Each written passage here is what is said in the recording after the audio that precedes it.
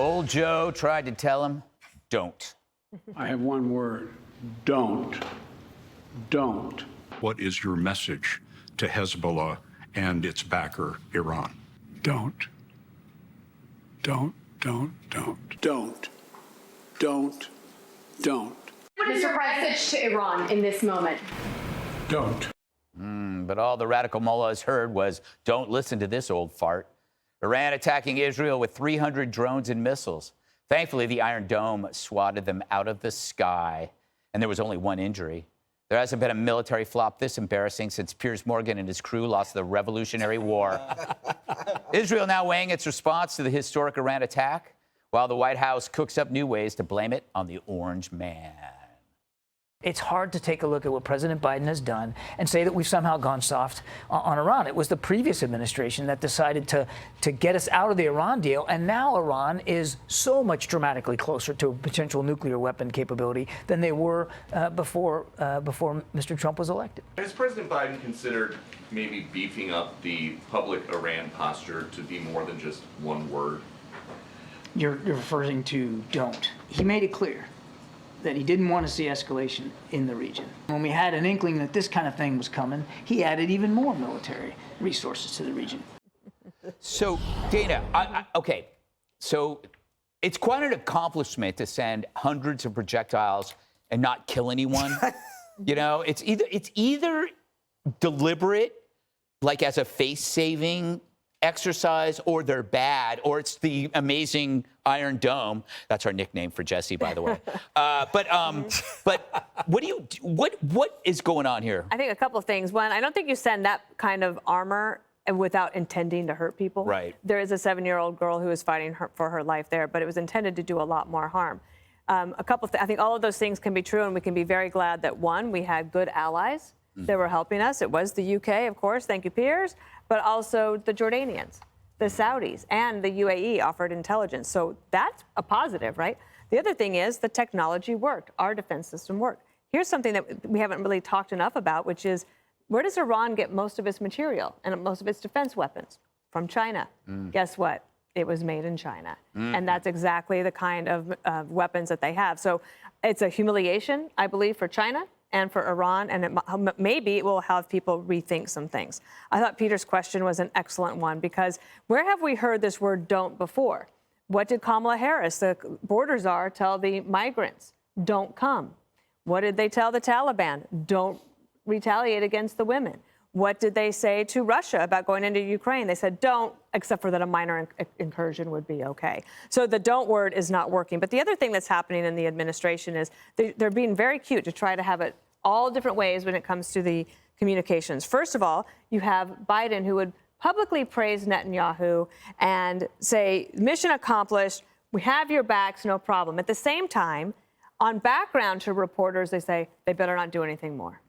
And they undermine Netanyahu, and they prioritize Iran's feelings. And then, because that's on background, they send the only person who can articulate a message from the administration out on the Sunday shows to say, it was good, it was great, we're on top of things, don't worry about it. But in the meantime, somebody in that shop is undermining both him, the president, and Netanyahu by the leaks about how they want him to back off. Yeah, Jesse, it is weird that after this unprecedented attack, it's historic, it's kind of like we're all good in a way. It's like, you know, I think it's the Jerusalem Post is claiming that Biden was aware and urged and was okay with a measured response from Iran. I don't know if that's real. Yeah, so after the Israelis took out the generals at the Damascus embassy, they had to respond, Iran, or else they'd look weak. So they called their Swiss pals, because they're the conduit.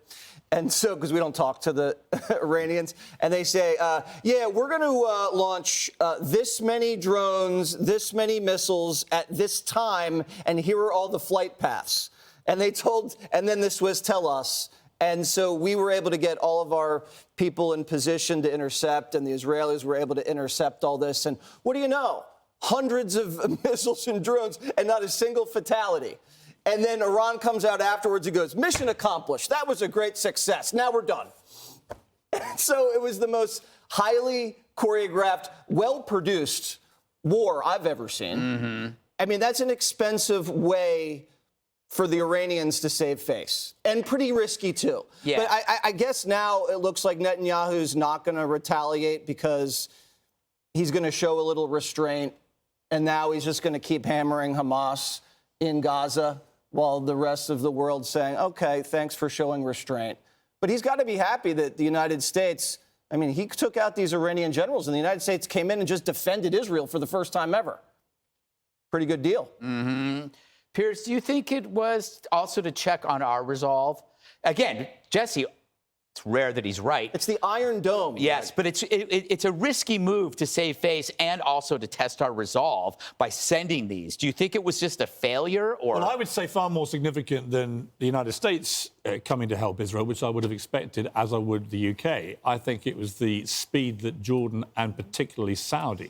Got involved. Because if you're Iran, I'm not a conspiracy theorist, but let's just paint a picture here of what may be going on behind the scenes. Iran sees the Abraham Accords, hates it. Iran sees that down the line Saudi Arabia want to join the normalization with Israel, hates that even more.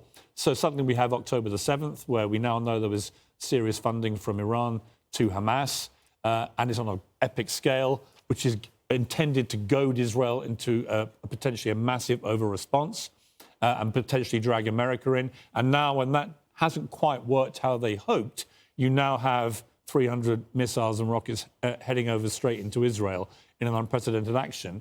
You put it all together, and you've got Iran, who is facing what they think is the ultimate nightmare, which is normalization of a number of major Middle Eastern countries with their hated enemy, Israel. How do they stop it? Well, the only way they can really stop it is if they're successful in goading Israel and America into a full-fledged war in the region. And that's why when I saw what happened, I posted, and it was a bit controversial, the post, but I just said, I just think Israel should show a bit of restraint. That doesn't mean you don't respond.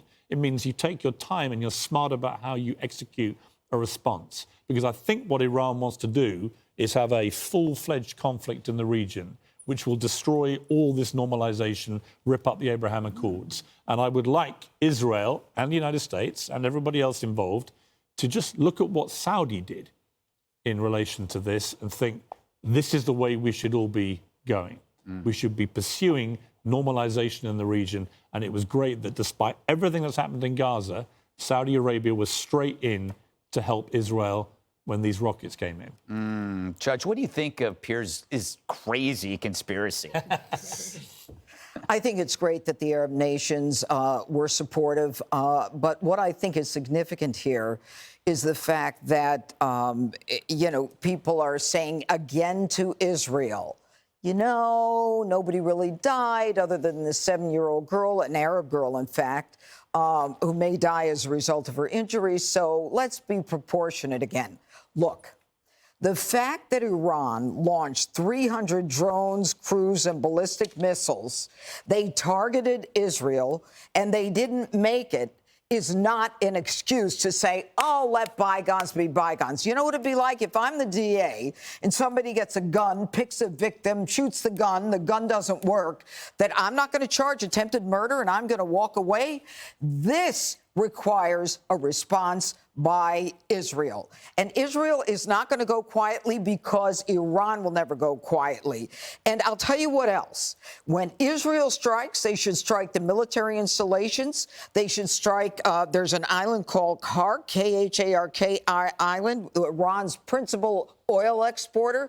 Take that out, too, because Joe Biden, by giving, $10 billion last week to Iran, is funding this war. And the fact that Iran is they're clueless, they can't even get, if their stuff is made in China, they can't even hit anything that isn't repelled by us, doesn't mean that they're not going to continue to fight to destroy Israel and America. And Joe Biden, as for his don't, nobody listens to him or Kamala or anywhere else. And by the way, now is the time, the strategic, the petroleum reserve is at the lowest point ever. And we're going to start seeing the prices go up for oil. And maybe it's time to hit that oil on that end of the world. There you go. It does feel like the best and only time right now to get to break this business model with Iran. It's like October 7th. this is the correct response. Click here to subscribe to the Fox News YouTube page to catch our hottest interviews and most compelling analysis. You won't get it anywhere else.